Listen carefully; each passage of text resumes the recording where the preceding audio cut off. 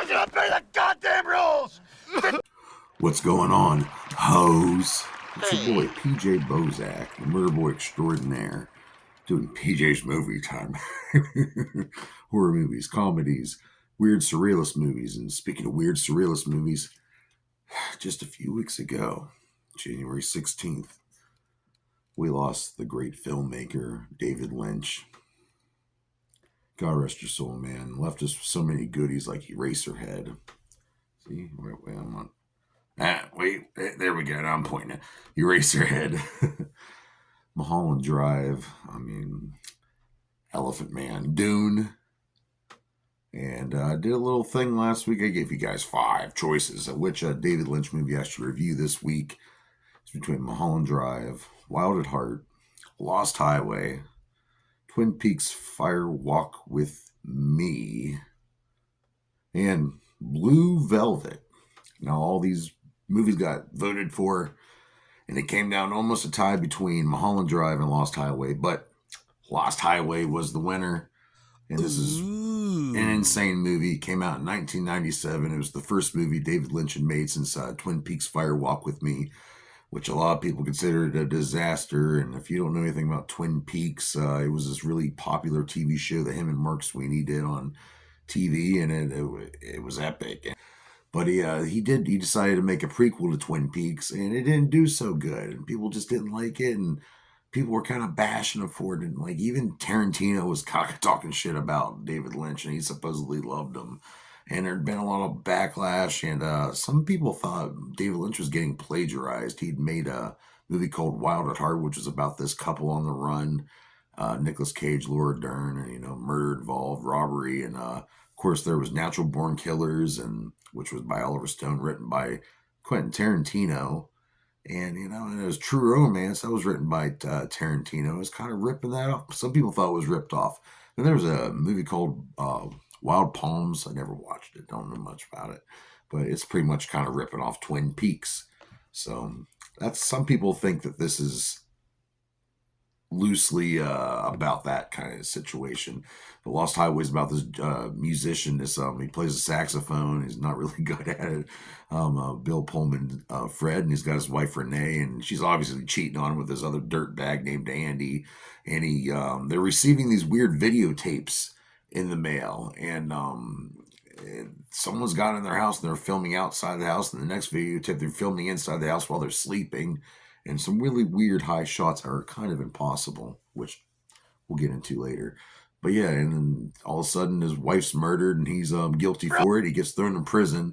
And then one night he sees this hole open up in the sky. And he sees this strange man that he saw at this party. And he turns into this younger kid named Pete. What the fuck? It's really weird. That's the gist of this movie. And who knows what it means. There's so many meanings and so much good stuff going on. But David Lynch, he was born in 1946 in Montana. Like I said, he just died here on January 16th, 2025. He was a visionary. He was a surrealist. He's a painter. He was a musician. He did a lot of music with Krista Bell. He, like I said, true visionary. I'll say that a lot during this video. He received a Golden Lion Lifetime Achievement Award. He also has an Honorary Academy Award in 2019. Well deserved. And so many countless movies. His movies really don't make any sense. There's kind of like a nightmare or a dream unfolding. And they're not all like that, like Dune, The Straight Story, and some other ones are just straight up, plot. But his are full of symbolism.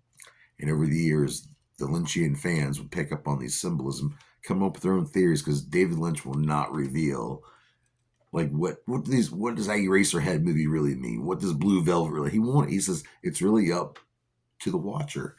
And same goes for Twin Peaks. Everything he does, and it all has symbolism in it, and the whole art can be a beautiful thing.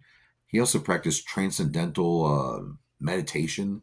So this guy was out there, very open-minded. Some people considered him crazy, smoked like a chimney, was very against people watching movies on their phones. Their fucking phones. He's an old school, but he went to many different schools. He started off studying painting in Washington, D.C. He kind of did some short films in between in that. Then he went to the School of Museum of Fine Arts in Boston. Then eventually made his way over to Philadelphia, which I guess a lot of his films were inspired by living in Philadelphia. And then he would make it over to LA, Los Angeles for the American Film Institute, where he would go on to make Eraserhead. And there you go. Not only is this movie directed by David Lynch, he also co-wrote it with Barry Gifford, who also did Wild at Heart with him. And the O.J. Simpson trial from back in the '90s was a murder trial, celebrity murder trial. It's big. There's this big car chase, and there's this big trial. It was all over the news, and they said this inspired the movies somewhat. So it's kind of see that. Who stars in this movie has a lot of really good actors, and it starts off. Let me get through the really cool cameos.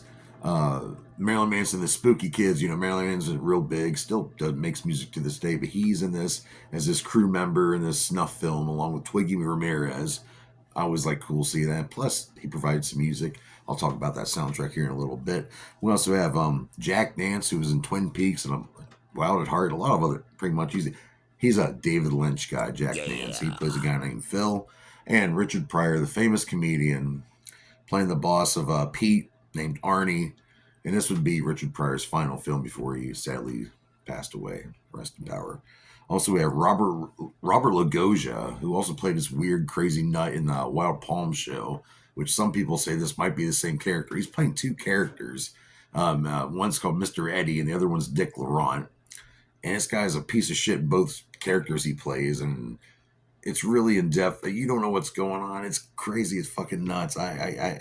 This movie's gonna be hard to explain to you guys. I'm telling you, but go watch it. It is really good. Robert Blake playing this creepy mystery man who kind of reminds me of Ingrid Cold, which is this old 1950s UFO story encounter with this guy with this entity named Ingrid Cold, and he's white, jet black hair, just stares at you and smiles and grins, and he just seems to be everywhere. He seems to know everything, and I think he's one of those entities, kind of like Bob from Twin Peaks, and the little dancing dwarf.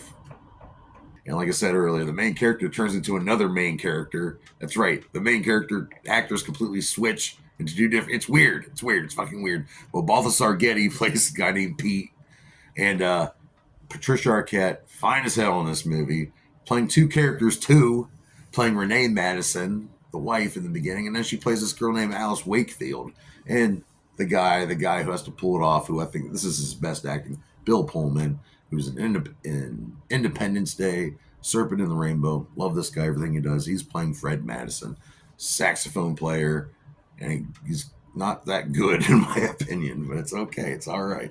Okay, cinematography is by Pete Deming. Okay, they filmed a lot of this over in L.A.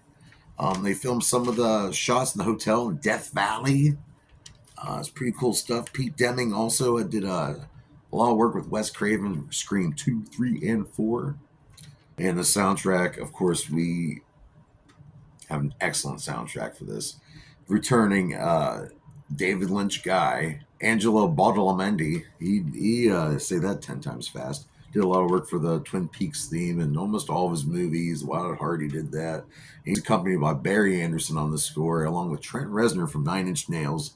And Nine Inch Nails would have, You Are the Perfect Drug would be in this movie. We would also have Marilyn Manson's I Put a Spell on You. Then the self-titled song by Rammstein. Pretty good stuff. And the movie starts off with David Bowie, I'm Deranged. And some people alone, whenever hey, do you like that David Lynch movie, A Lost Highway? Yeah, dude, it has a kick-ass soundtrack. So some people talk about the soundtrack before they talk about the actual weird movie about a guy supposedly murdering his wife, getting sent to prison, then he turns to another guy. Another guy goes on another thing with another guy. There's a weird.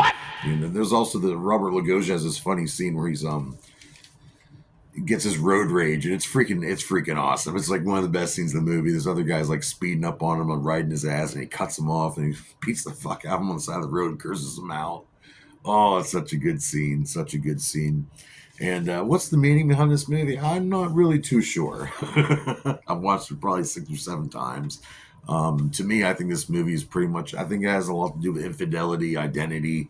That's pretty much what I think about. Also, I think it's about movie characters. If a movie character knew it was real and also, oh, wait, what's that? That's a camera person? Wait, This is just a set? Wait, none of this is real? I'm not real? I mean, it's kind of like that, I think. I think it's also like breaking the fourth wall. A lot of cool stuff. However, if you go to Hammered Out, which is a really cool YouTube channel, subscribe right here if you can.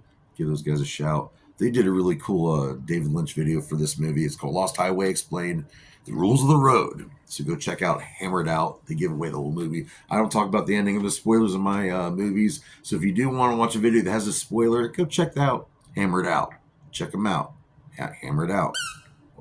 All right. Anyway, so what do I rate Lost Highway, the David Lynch classic from 1997? God rest his soul. God bless. I'm gonna have to rate this movie 4.5 out of 5 dog dicks. I like it more every time. And for all you people who are fucking complaining, oh, all your movies are all 4 or 5s, and don't you review anything you don't like? I'm like, not really. I like talking about things I like, not things I dislike. Unless it's like wrestling, really, then I'll bitch about stuff. So, which by the way, you can check us out over on Drop to a Whole Daily. So yeah, I rate this 4.5 out of 5 dog dicks. That's a great rating. So join me here next week on PJ's Movie Time, where we will do the Weird Al Yankovic story. Yeah, I love Weird Al. We're gonna, Daniel Radcliffe and all that shit. We're gonna give that a watch. I'm gonna give that a review. It's gonna be great. Till then, pay your bills, keep the lights on, feed your kids, stay true to yourself, keep that negativity to the side. You don't need it, but keep an eye on it. All right. Much love. Much clown love.